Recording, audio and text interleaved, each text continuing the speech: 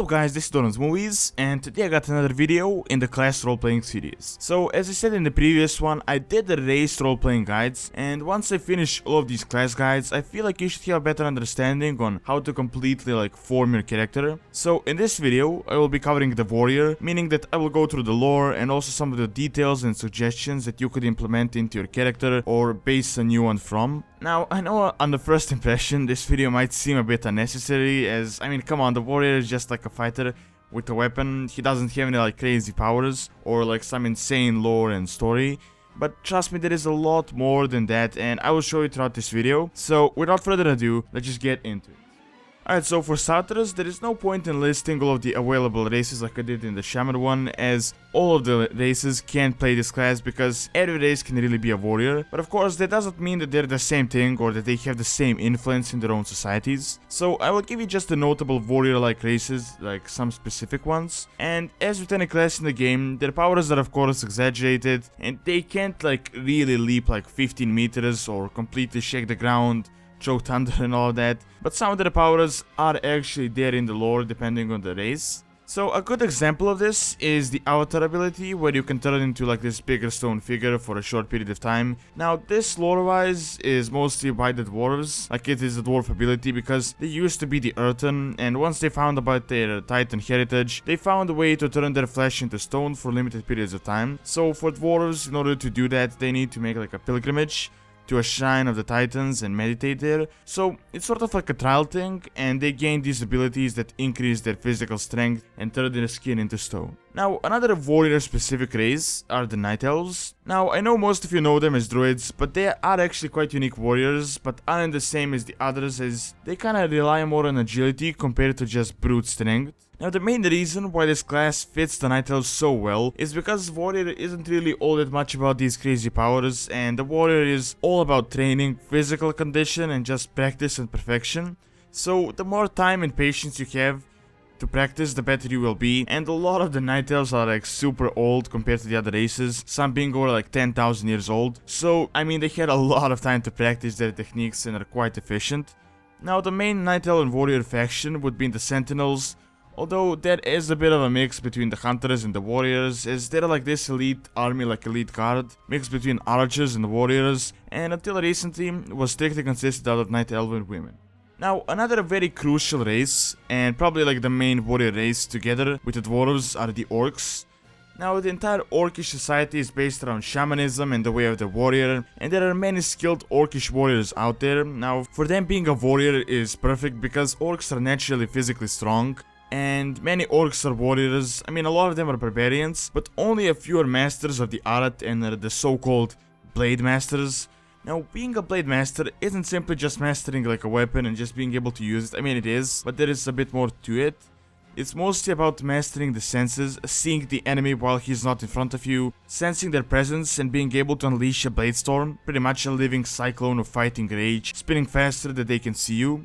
Also being quite agile and taking enemies by surprise with the so-called windwalk. So for an orc, a warrior is quite a perfect class because it fits them naturally as well, and they're also very good at it. They learn it a lot faster than the other races. But just don't try to always be a blade master. I know a lot of people, when they get into roleplay, they want to be this crazy class, but blade masters are really rare, and you don't want to have everyone just being a blade master. So just try to limit it, try to figure out your character, how old he is, what did he do, and all of that. Now, on another specific, quite specific race are the trolls and their berserkers. Now, the trolls themselves aren't a warrior type society. They might be a warlike society, they are fighting a lot in their previous history, but not a warrior based one. But they do have their own specific fighters, the so-called savage berserkers that don't really care about self-defense and just rush into the combat, unleashing their primal fury and becoming enraged. Now, this one works well for them because trolls have natural fast regeneration and their wounds heal quicker, and taking advantage of that, they focus more on defeating the enemy than on just defending themselves. Now, apart from that, the trolls can also be quite agile warriors due to their build, but they aren't really anything super crazy. There isn't really too much specific apart from the berserkers. And the last race I'm going to cover are the tauren, who quite obviously would make a perfect warrior. I mean, tauren as a race are quite peaceful, but if they're being threatened, they can be quite deadly, and they can put their superior size to just good use. Now, Tauren warriors are usually on the front lines, and are used in order to break the enemy first line of defense. As for example, if they're fighting a human army, they would be no match for them, as the orcs are bigger than the humans, and the Tauren are bigger than the orcs. So if they're building like this giant totem and they just bash at a human, even if he has a shield, there will be just no way for him to block the attack. Instead, the only way to survive would be to dodge it. Now, even with their size, I mean, they're quite agile, they aren't as slow, they're pretty fast actually, and can dodge blows themselves, thus being a perfect warrior race. Now, after that, I guess it's also worth mentioning the humans, but there isn't really anything crazy about them. I mean, they have their knights, but pretty much since the dawn of human, there were warriors who were just regular people, or even nobles willing to fight in order to protect themselves and their people. But apart from that, there really isn't anything super specific or like crazy about them, any hidden abilities or anything like that. Now, in-game, as with any class, you have the 3 specs, and that is arms, fury, and protection. Now, unlike the shamans in the previous episode, where specs didn't really matter, in this one they do, but although not that much, and depending on your choice, you can also decide on your transmog and your warrior style. So for example, if you're role-playing like a big orc or a tauren, dual-wielding two-handed axes would work really well.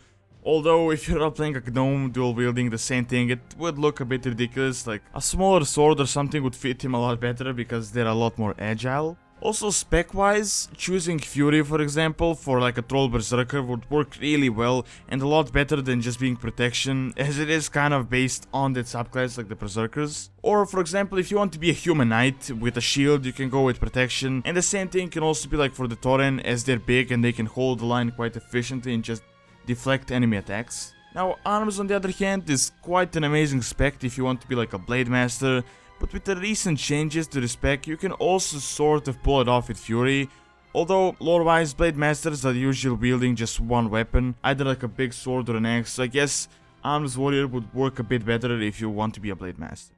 Alright, and that's all there is for this video. There really isn't all that much I can give you here, as there is like no secret lore or history of the warriors, but you have to remember that a lot of it just really depends on your race. Hopefully in this video I gave you enough information on their specific races, because a lot of them sort of have their unique things. But if I haven't, feel free to check out my race RP guides, as I covered every race, and I also went over the classes for the specific races, so some additional info might be there, and if it isn't, feel free to just leave your comment below and I will try to respond to everything I can. Also, thanks a lot for watching. If you enjoyed this video or if it helped you, feel free to like, favorite and subscribe, as it really helps out the channel and keeps all these videos going and pretty much this entire series progressing. Hopefully I should be able to finish it soon. Also check out my Twitch or TV stream, as I will get back to streaming soon. I'm kinda taking a break right now, waiting for a new processor and just setting everything up, but I should be able to get back on a regular schedule soon. Thanks a lot for taking your time out of your day to watch this video, and see you next time.